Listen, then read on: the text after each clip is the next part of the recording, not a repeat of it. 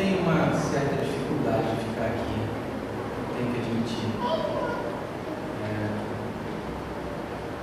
Eu gosto mais de ficar embaixo, andando no meio de vocês, perguntando e cutucando. Vou fazer um esforço. E se eu não der conta, talvez eu desça, tá bom? E como professor, a função daqueles que têm o prazer de tocar, têm o prazer de ficar à disposição do outro, para entregar um pouco do que sabe, trocar conhecimentos, assim, que é a natureza de quem gosta de ensinar. Eu gosto bastante de tirar as pessoas da zona de conforto, de uma situação confortável para uma situação desconfortável. Porque é isso que Jesus pede para a gente. Ele faz isso de forma muito amorosa, todos os dias. Nos convida a sair de uma situação onde nós conhecemos muito bem, voltada mais para as nossas sensações, sentimentos, experiências, para uma sensação, experiência, sentimentos maiores, mais sutis, voltados para o outro. Todos os dias Ele nos convida, com experiências, situações, circunstâncias, na nossa casa, no nosso trabalho, na rua, nas notícias que chegam no jornal. Nós somos convidados a espiritualizar tudo em nós, todos os dias. O Evangelho nada mais é do que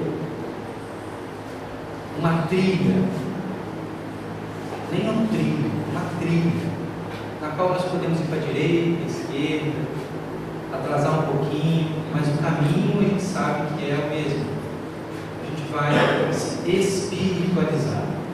Espiritualizar no seu sentido mais nobre, o espírito humano, o espírito de Deus. Todos nós vamos seguir para lá. E Jesus nos convida com frequência a sair da zona de conforto.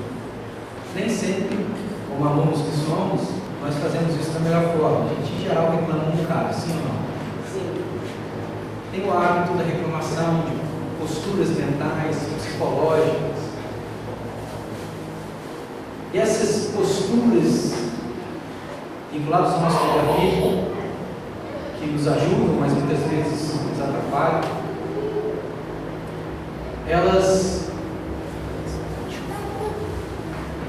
são colocadas à prova na interação com outras pessoas.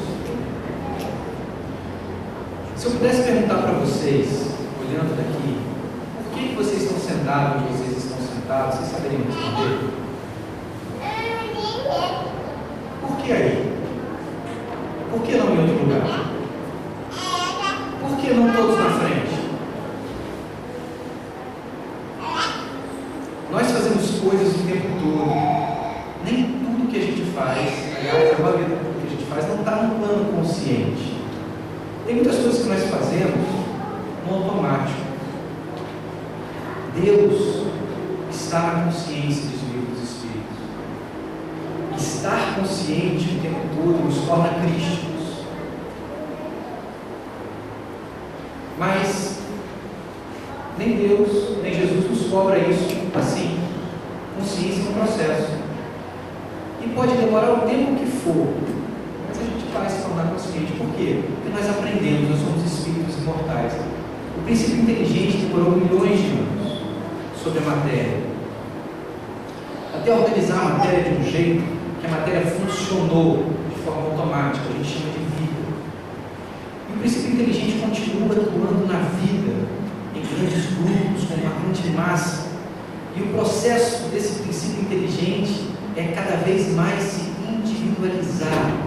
Ele vai ao longo dos séculos se individualizando, a ponto de formar grandes grupos, as almas grupos definidas no livro dos Espíritos, nos capítulos de peixe, nas colônias, ao ponto de começar a construir uma individualização animal.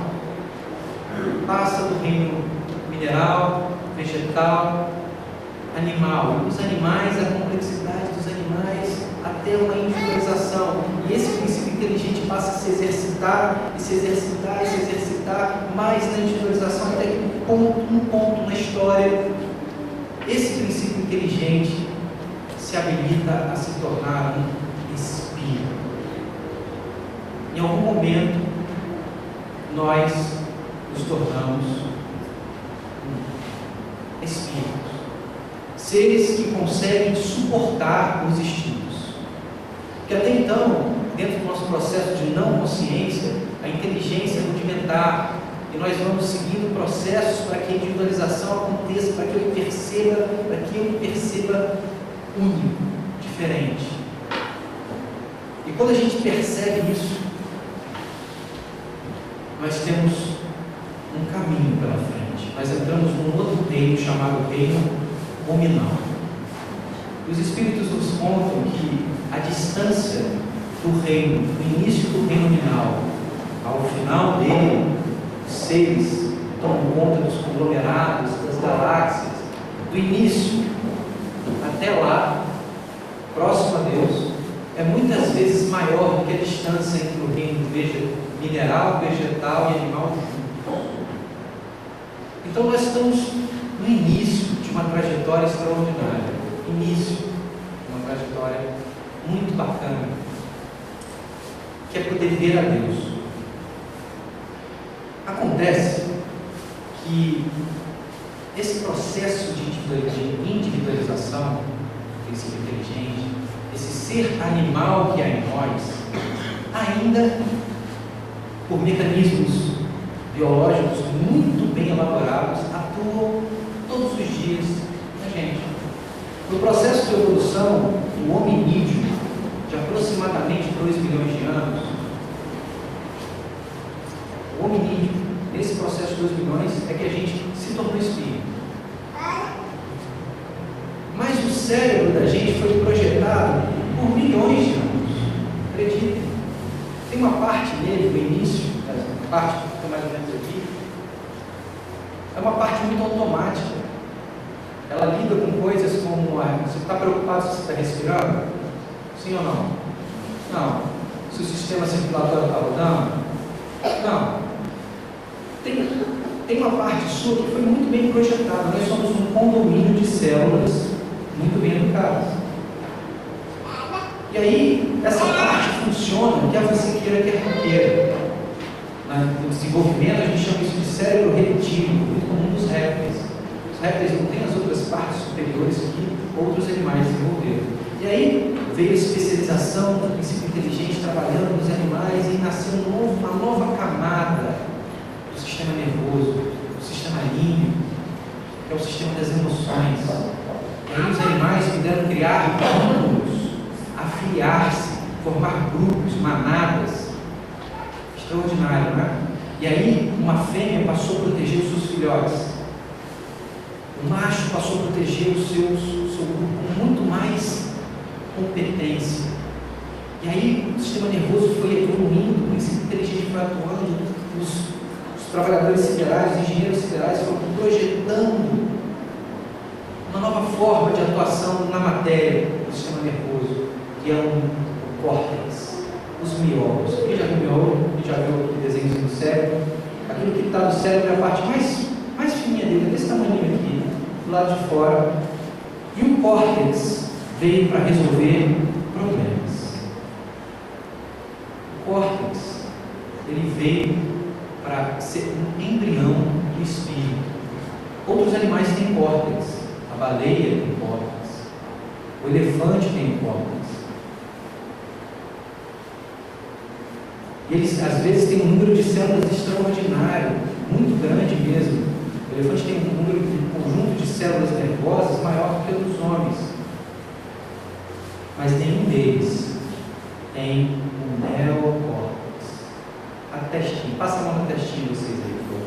Faz um carinho no espírito. Porque a vinculação do espírito acontece, de fato, nessa camada do encéfalo. André Luiz nos mostra a importância da glândula pineal, da epífise, uma glândula interdimensional que traduz a dimensão espiritual em estímulos neuroquímicos que são percebidos pelo cérebro. Algumas pessoas, pelas características dessa glândula, podem perceber, ouvir, ver, sentir mais do que outras pessoas. Então, nosso cérebro é essa máquina extraordinária que nos convida a vir para cá resolver problemas. E a parte da testinha que a gente tem aqui é a parte que faz os milagres. Porque é ela que mantém as imagens de futuro. É esse cérebro, é essa parte nova do cérebro que consegue resistir aos instintos, que consegue superar uma programação biológica extraordinária que é feita em nós, que vai funcionar. Caso você não controle, ela vai funcionar, porque a função desse cérebro é manter você vivo.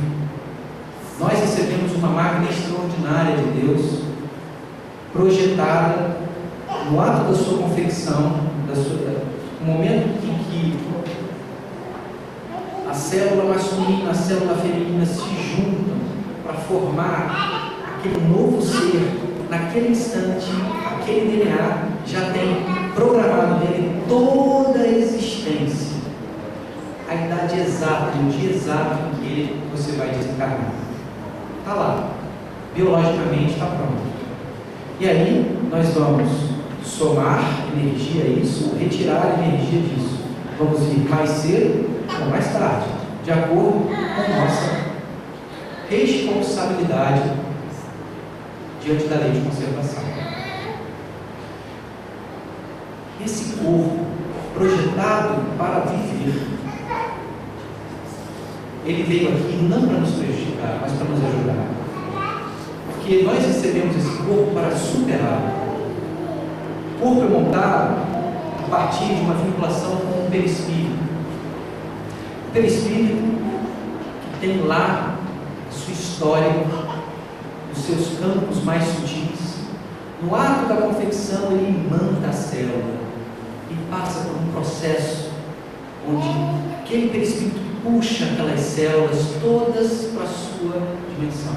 Em algum momento ele vai parar quando nos tornamos adultos, mas até lá ele puxa como um grande imã todas aquelas células para ir na direção da formação. E no meio do caminho, se o perispírito tem grandes desorganizações, ele vai puxando as células, a formação das células, a multiplicação das células na direção dessas grandes deformações. Deformações essas que só podem existir no perispírito porque são deformações da alma, psíquicas, construídas aqui na interação na matéria, no exercício do espírito na matéria, em que nós podemos nos elevar ou cair, e isso se soma a quem nós somos, e quando deixamos a matéria, aquela informação vai trabalhar em nós na formação do próximo corpo. Daí pessoas nascem com predisposições mórbidas a uma doença, nascem com saúde, uma saúde extraordinária. Tem pessoas que fumam a vida inteira e não adquirem câncer. Tem pessoas que fumam uma única vez e adquirem câncer. Essas predisposições mórbidas não estão no corpo. O corpo é consequência das predisposições que existem no espírito. E o espírito é a mente de todos nós.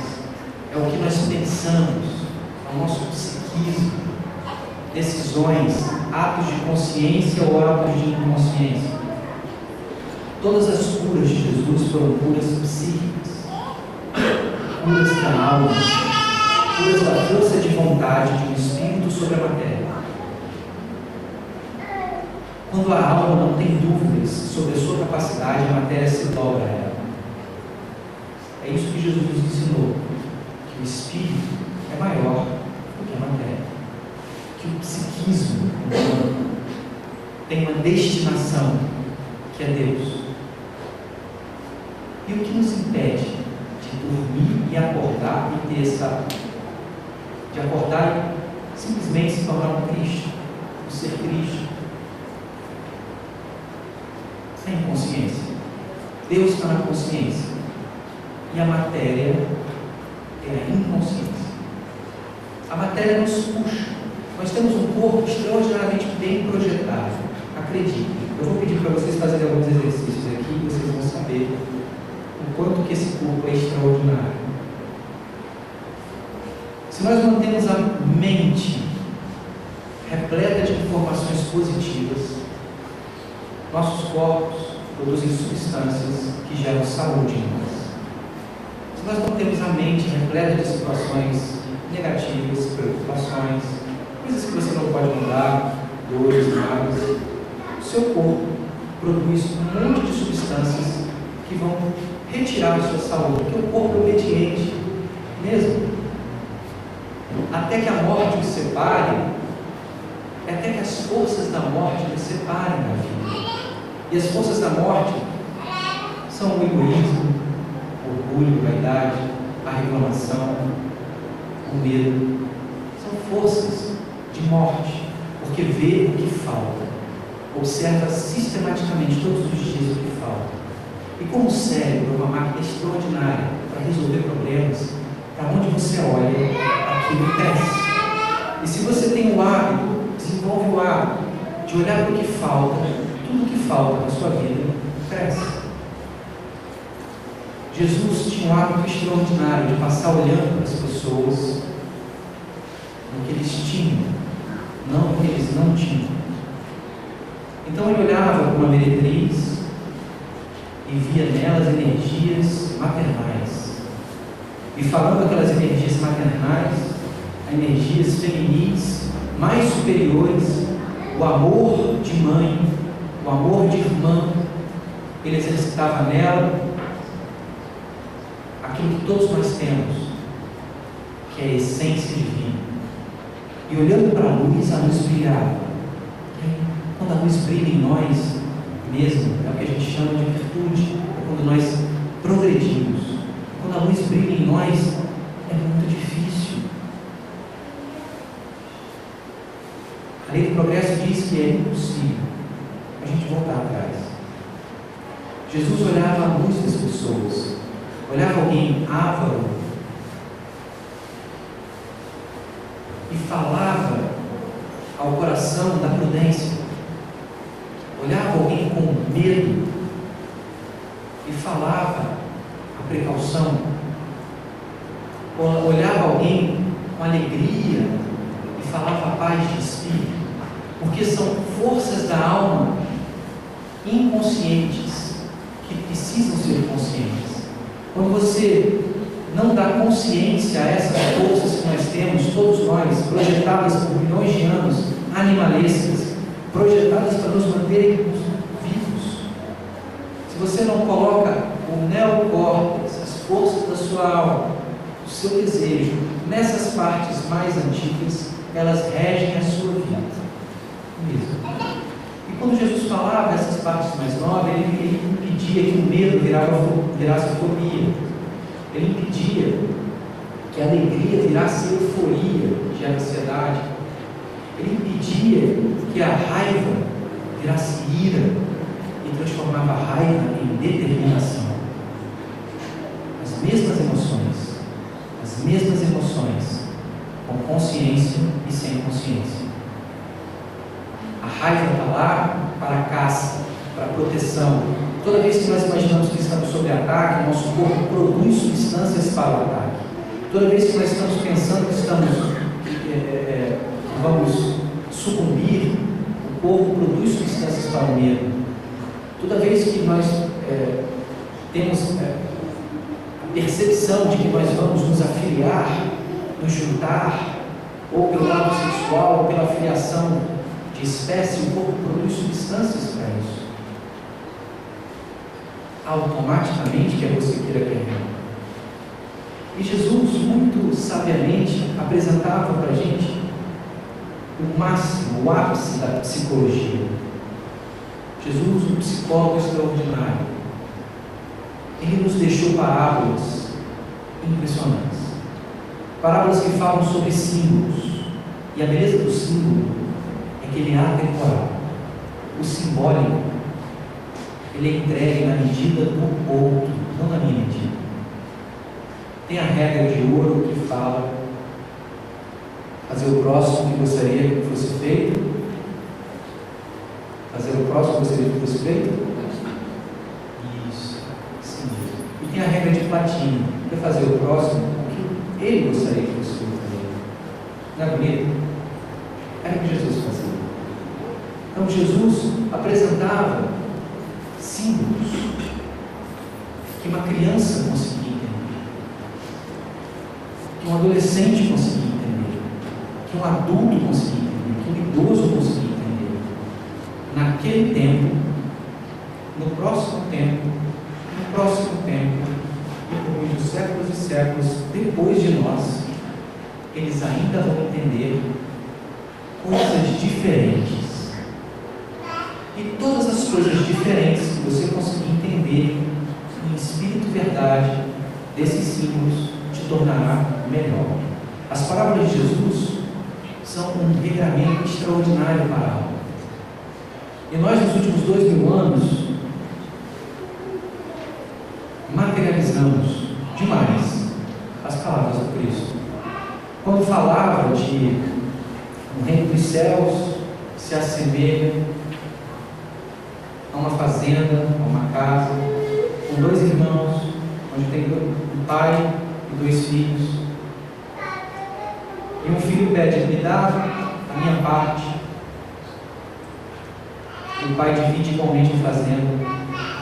E entrega a fazenda para um filho, entrega a fazenda para outro filho. Um filho fica e o outro vai. Ele vai com aquele dinheiro para o mundo e gasta tudo, todas as coisas que ele recebeu. Depois ele volta arrependido. E o que esse pai faz? Alguém sabe? Acolhe. Perdoa e acolhe. Essa é uma parábola. Alguém arriscaria dizer como ela é conhecida? Parábola do filho pródigo. Olha só que interessante. Como a maturidade da interpretação tem a ver com os séculos. Porque de pródigo, esse menino não tem nada. Ele só voltou porque acabou, concorda? Sim ou não? Se não tivesse acabado de voltar? Pois é. Mas aí é um modelo que nós usamos muitas das nossas interpretações evangélicas, cristãs, denominações, entendem que é a recepção do Pai daquele que se arrepende. Então, qualquer um de vocês pode ir para onde quiser, fazer o que quiser, e quando você se arrepender, o Pai vai te acolher. Ok? Extraordinário, super econômico, né? Bacana pra caramba. E aí entram os Espíritos e eleva esse entendimento. Ele fala, né, na doutrina, esses Espíritos abençoados, que através do codificador nos deixaram tão precioso material, que a doutrina espírita é a doutrina da responsabilização pessoal. Sujou, vai limpar. Quebrou, vai consertar. Ok? Simples assim. E que não tem limite, não. É da lei. Por quê? Porque um pai que ama seu filho quer que ele aprenda e se responsabilize pelas coisas da casa. E a casa é o universo. O universo criado para que o homem exercite o Espírito sobre ele. Então, Deus nos convida a tomarmos conta da criação. E isso é extraordinário. Portanto, filho, se você quebrou, junta. Se sujou, limpa. É da lei. E aí, com a doutrina espírita, nós somos convidados a espiritualizar ainda mais o Evangelho. Kardec fez interpretações extraordinárias. Em o Evangelho segundo o Espiritismo, nós temos interpretações dos Espíritos que acolhem sobremaneira a alma. Em 1850, elas faziam muito sentido, como fazem ainda hoje. E o mundo avança, 160 anos depois, e nós já estamos prontos, com o avanço da ciência, para entendermos ainda mais, entrarmos na simbologia ainda mais das mesmas palavras E recentemente, através de espíritos como Joana de Ângeles e Hamed, eles vão nos apresentando interpretações psicológicas profundas, de uma psicologia entendida como transpessoal. Transpessoal porque ela vai além dessa vida, focada na consciência do indivíduo, das muitas personalidades que ele vai desenvolvendo ao longo de várias existências. Mas apesar dessas personalidades, existe uma essência que cresce com ele, além da pessoa, transpessoal. Transpessoal profunda, onde existe na alma segredos extraordinários que, se colhidos, transformam as pessoas imediatamente, não daqui a pouco. Consciência alcançada é virtude que não volta, e a mudança é rápida. Ao longo dos séculos, a palavra do Cristo foi interpretada como dor e sofrimento, como transcendência da dor e sofrimento, e um caminho pelo qual nós tínhamos que passar pela dor e sofrimento, e a gente veio aqui e interpretou a expiação como sofrimento. Então estamos aqui para expiar, sim ou não? E expiar é sofrer, sim ou não?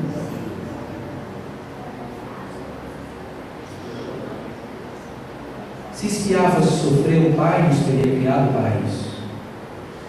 E isso é incompatível com a beleza e magnanimidade de Deus, os atributos de Deus. Deus só criou o bom e o belo. Nós criamos interpretações sobre as coisas. Nós co-criamos o universo e mergulhamos nas nossas co-criações. E as nossas co-criações são imperfeitas. E nós experimentamos a imperfeição. Nascemos simples e ignorantes, sem nada saber. Não sabemos o que é alto, o que é baixo, o que é direita, o que é esquerda. Não sabemos sequer o que é bem ou mal. E durante a experiência nós começamos a entender e diferenciar coisas. O que é em cima, a gente sobe a montanha, o que é embaixo, a gente desce o vale, a gente se machuca, fere o outro, se responsabiliza pela dor do outro, e assim vamos crescendo em interação. A função do nosso comportamento é a comunicação com o nosso próximo, a interação com o nosso próximo, a interação com seres humanos e toda a criação da natureza. Amar a Deus sobre todas as coisas é amar o Criador e suas criaturas. E ele ainda reforça, e ao próximo como a si mesmo. Dentre essas criaturas, esse ser aqui, aprenda a amá-lo, que você vai descobrir tudo isso que eu fiz. Vai descobrir a relação do espírito com a matéria, vai descobrir o princípio inteligente, vai descobrir as vidas sucessivas, na medida que a gente ama o próximo como a nós mesmos. As parábolas do Cristo, quando olhadas como a visão do Espírito,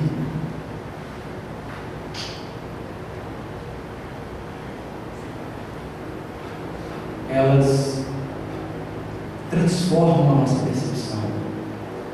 Recentemente, num livro chamado Parábolas Terapêuticas do Alívio, Cerqueira Filho, é um livro que eu recomendo, são 2 volumes. Ele, junto com, na presença de Joana, de Hamed, passa a mergulhar na psicologia profunda das parábolas de Jesus. E a premissa é simples. Todas as parábolas, tudo que está escrito lá, não são coisas.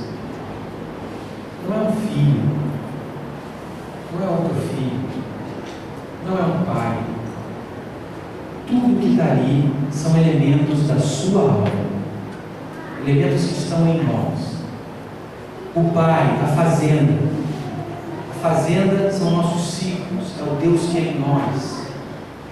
A casa, nossos atributos, nós recebemos para cumprir a nossa existência. A fazenda tem ciclos, não é? A gente trabalha e vai dormir, se prepara para o outono, para a primavera, os ciclos, o respeito ao horário de acordar, o respeito ao horário de dormir, o respeito à alimentação, o respeito ao trabalho virtuoso, o trabalho de hoje, pensando na colheita do amanhã.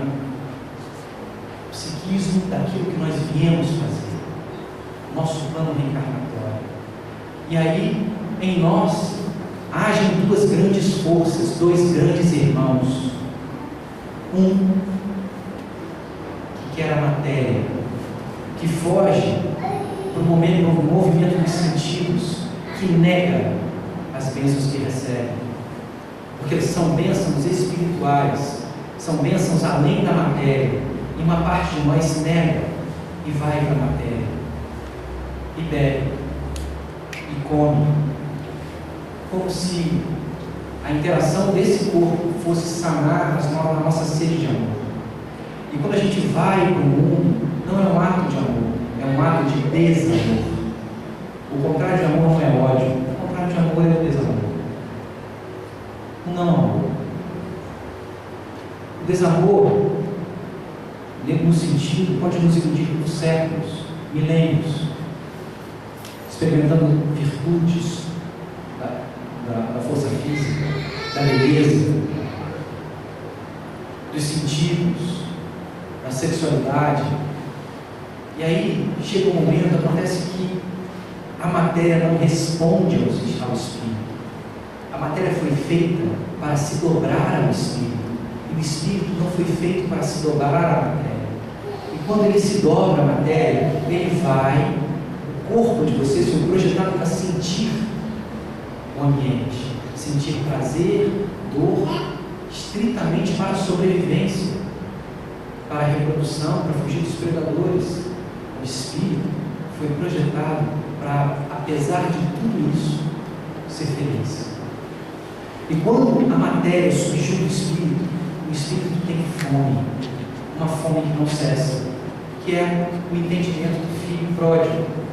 Ele vai, gasta tudo, vem uma grande fome, e para um hebreu ser colocado com os porcos era uma imagem mental, ele estava ensinando para as pessoas, muito doída, já que o porco era um animal imundo.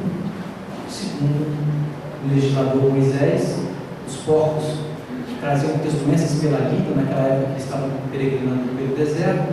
Ele legisla dizendo que, em nome de Deus, que os porcos eram imundos para o hebreu, e comer comida de porco era a situação mais abjeta que podia ter o ser humano. E a fome não passava, porque quando o espírito se dobra a matéria, não tem como ele se saciar. E aí chega um momento em que a consciência desperta, e ele demora para voltar, ele volta imediatamente, ele muda de direção. Imediatamente, quando nós mudamos de direção, o nosso plano mental muda. O pensamento de doença, dor, necessidade, tragédia, que nos alimenta, tira a nossa saúde e disposição para a luta. Nós nos tornamos vítimas. E a posição de vítima é extraordinária. A vítima no filme, que destinação que ela tem? Quando você está no filme vendo aquela ali é a vítima, o que ela vai fazer? Ela vai gritar quando o leão passar, vai? Está no script. Era para ficar quietinha, mas ela grita, aí o leão creu. Porque vítima morre. E a gente, na posição de vítima, trabalha as forças da alma, reclamação. Ai meu Deus, olha só como é que está o mundo, a tragédia, a política, as coisas do mundo estão deteriorando. E aí você vai para as coisas do mundo e quer ser inteligente como o mundo pede para você, respondendo análise crítica, né? Pessoas acham inteligente criticar, mas depois que você fala, se você não está se sentindo melhor, não está se sentindo mais nobre, mais calmo, mais tranquilo, a sua fala foi na direção das forças psíquicas que esvaziam a gente. E aí, quando ele muda de direção, ele pensa, meu pai existe. Meu pai. E ele vai na direção desse pai. Na direção desse pai, cada passo é uma alegria. Não importa a distância, ele não para. Porque quando a gente mantém imagens positivas, o cérebro gera energia. Você adoece menos. Se você está doente, a tendência é que você se cure. Um fenômeno chamado neuropsicoendocrinologia. seu sistema neurológico está ativo para o bem, o córtex gera uma quantidade enorme de saúde para você. Dependendo de como isso se processa, pessoas chamam de milagre. E a imagem de um pai acolhedor faz com que ele volta de uma hora para outra, gente. Imagina, ele andou 10 km para a direita. Aí ele fala, vou voltar para a casa do meu pai. Ele pula de lá para cá. Ele tem que voltar para tudo. Acontece que voltar naquela posição da carência, com uma visão de Deus, é um caminho extraordinário, é um caminho onde você suporta, tudo suporta. E aprende, e vivencia as dificuldades, vivencia a fome, vivencia o frio, vivencia a carência afetiva, a carência da saúde, vivencia, é verdade, mas a imagem desse Deus dá força para você, e assim ele volta. E quando ele chega na consciência, naquilo que ele deve fazer, no trabalho do dia a dia, no seu projeto de vida, ele tem paz, tem festa, ele é alegre. E esse filho pródigo está dentro de nós, porque nós somos assim com muitas coisas. E a mesma parábola, a parábola não é do filho pródigo, a parábola é dos dois irmãos. Tem um segundo irmão mais velho, não tem? Ele ficou do lado do pai, ele ficou perto da vida, ele ficou perto da consciência. Era para ele saber tudo que o pai sabe, era para ele ser como o pai. E ele ficou lá, vestiu uma máscara. O mesmo eu que foge, ele também pode ficar. E quando ele fica mais velho, já passou por aquilo e resolveu mudar, mas tem ainda medos, raivas, confusões. E aí tem a máscara do bem, a máscara do belo, a máscara de que eu sei, a máscara de quem vai falar para vocês, que vai sentar aqui, a máscara do trabalhador da casa, a máscara do trabalhador espírita. E se for uma máscara, significa que ainda tem muitos medos, muitas dúvidas. E naquela máscara ele cresce e é mais velho que o irmão. E quando ele vê o irmão voltando do aprendizado, da dor, ele olha e ele se alegra? Não. Porque a máscara, ela pode demorar muitos séculos mais do que a dor dos sentidos. Pela máscara, eu uso o bem para me esconder. Eu falo que eu amo.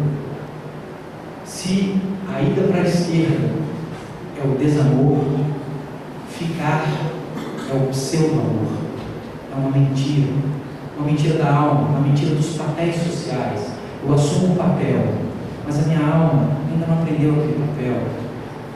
E se pergunta demais, tem raiva, frustrações.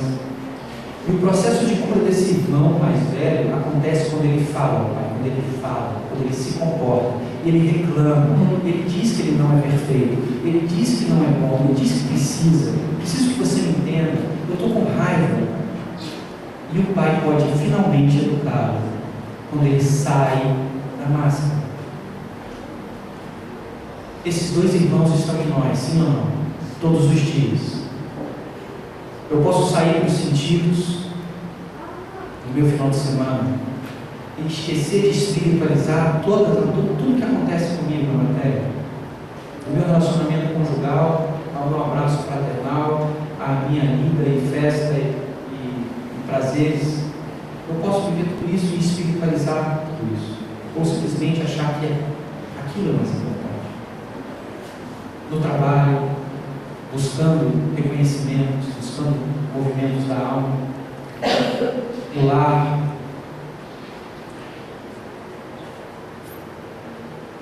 E também posso aparentar ser o cara mais inteligente, ter a cara de Estadão. Vocês lembram da propaganda do Estadão? A cara de Estadão, assim. Entendo tudo, sei tudo da doutrina espírita, sou um bom trabalhador. E nessa máscara fico eu, no trabalho, na casa espírita, em casa, no lar, no papel de pai, no papel de mãe. e ao movimento do conforto, da zona de conforto. Como é o movimento da zona de conforto, ele pode durar muitos séculos. Jesus nos convida não a ficar à esquerda ou à direita. Jesus nos convida que a nossa psicologia se volte para o centro. Não para a culpa, nem para a desculpa. Não para o desamor, nem para o pseudo-amor. Ele nos pede que a gente seja simples. Que a gente acorde, que saiba quem nós somos e mergulhe nesse eu profundo, que vá para a lida, que volte para o trabalho. E ali, nesse trabalho, tudo que nós somos vai ser melhor. O campo de bem, de sorriso, de alegria vai aumentar. Cada parábola de Jesus, cada uma delas, tem elementos extraordinários. Meu convite para vocês é que vocês releiam o Evangelho. Abram novamente o Evangelho, mergulhem nele, o Evangelho segundo o Espiritismo, o próprio Evangelho, e busquem lá algo além do exemplo físico. Quando nós estamos prontos, o professor aparece. Daí tem a imagem de Chico Xavier sentado de perninha cruzada, nos seus 80 anos, ainda lendo o livro dos Espíritos. Chico, o que você está fazendo? Estou estudando. Você, Chico? Isso aqui, essa fonte nunca vai se esgotar.